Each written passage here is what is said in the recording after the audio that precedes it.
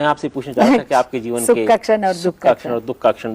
सुख और दुख एक दूसरे से जुड़ा हुआ है, जो चलता रहता है, दो सगी बहनों की तरह। और देखिए, दुख तो ऐसे आते हैं कि कोई अपने साथी होते गुजर जाते हैं, माँ बाप गुजर जाते हैं।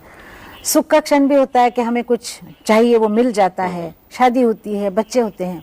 सुख के क्षण भी बहुत होते हैं, लेकिन दुख का क्षण ऐसा होता है जो चले गए जीवन से, उनको भी हम भूल जाते हैं थोड़ी देर बाद।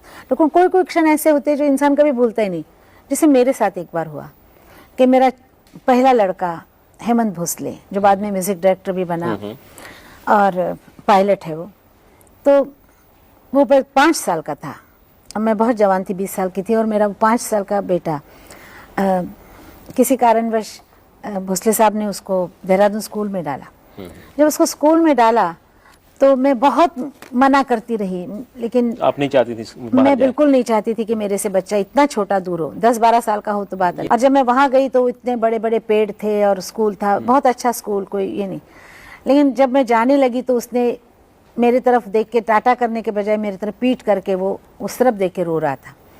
वो क्षण जो था, उसके बाद मैं बहुत रोई, बहुत कुछ किया, हर साल 3-4 बार उसको मिलने जाती थी।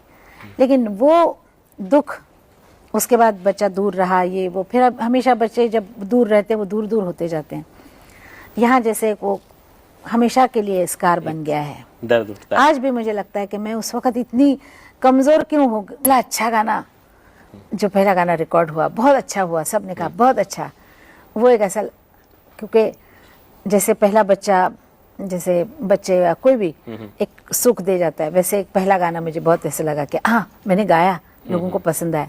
वो एक क्षण होता है, बाद में वो क्षण बहुत आए, वो सृजन का क्षण है। इसीलिए वो क्षण मेरे को इतना ज्यादा भाता नहीं है, क्योंकि बहुत आगे वैसे। लेकिन दुख का क्षण जो होता है वो हमेशा याद रहता है।